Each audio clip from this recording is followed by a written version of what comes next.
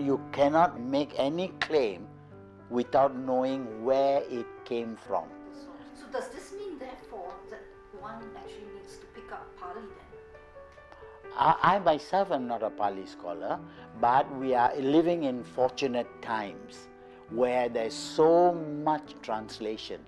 And the latest one, Reverend Sujato's, it's so beautifully written.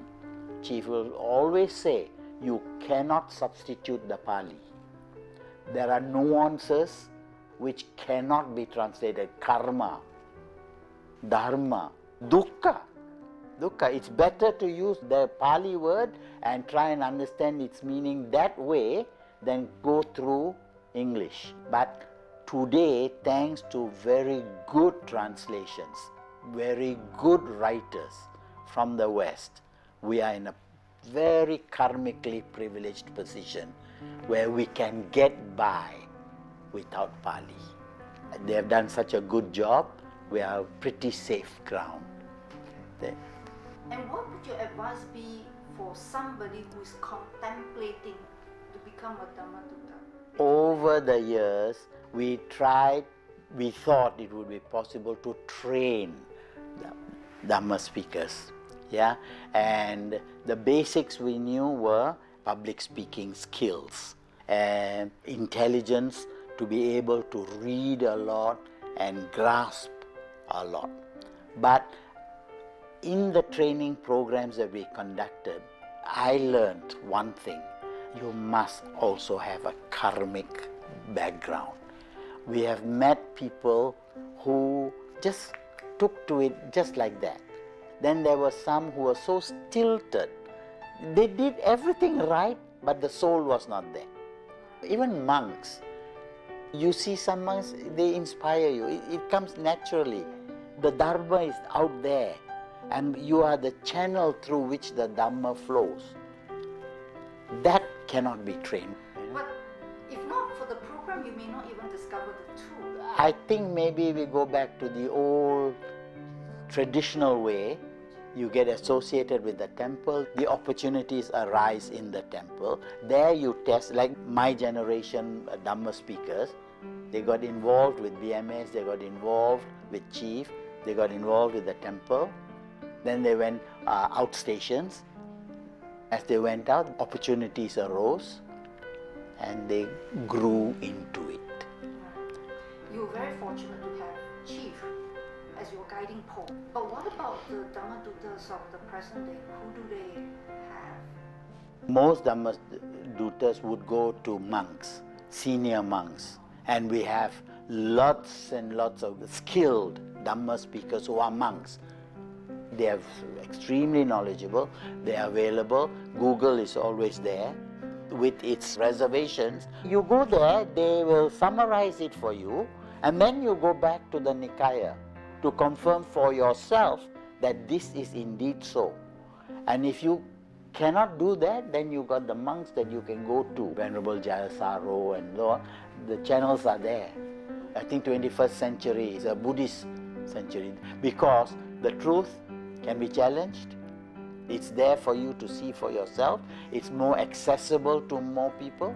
What are your hopes and aspirations for the Buddha Sasana? Really, Dhammo have rakkati Dhammacharim.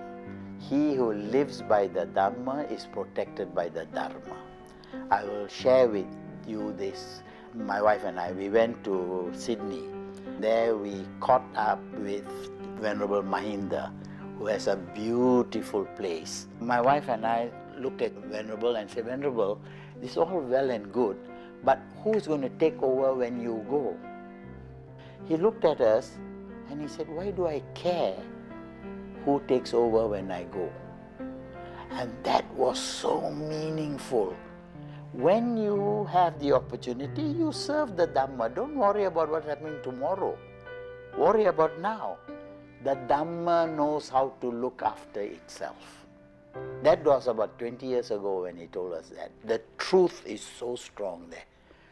Today, I have a feeling that the Dhamma is in a far better position than maybe 100 years ago. 100 years ago when Sinhalese monks and Burmese monks were picking up enough English to bring Theravada Buddhism to the West, today it's there, it's flowing. Okay? So I don't worry. I say the Dhamma is in very good hands. And there's a lot more knowledge in the world today. I think the human population has increased its intelligence level, meaning that it is in a better position to absorb the Dhamma. Today, even my grandchildren, they want to know why. And they're just part of the huge outside world. We no longer think in terms of Asian and European. To me, the Dhamma is everybody's property. So I have a lot of faith that the Dhamma will look after itself. If I started all over again today, would I do the same thing? I think no. For that matter, even if Chief had been born in a different time, would he have made the same kind of contribution? I wonder. I think the Dharma finds the right person for the right time. And the right people manifest themselves, and then when they move on, others come in different manifestations. The main thing is that the wheel keeps turning, the Dhamma wheel. Absolutely. The Dhamma wheel will go and anicca will come. Things that we hold today will get forgotten, become irrelevant, and we'll move on. But we are moving towards a civilization which is more knowledgeable. I mean, we have all our basic lobha, dosa, moha, yeah. But I think we are living in enlightened times. More enlightened. More enlightened.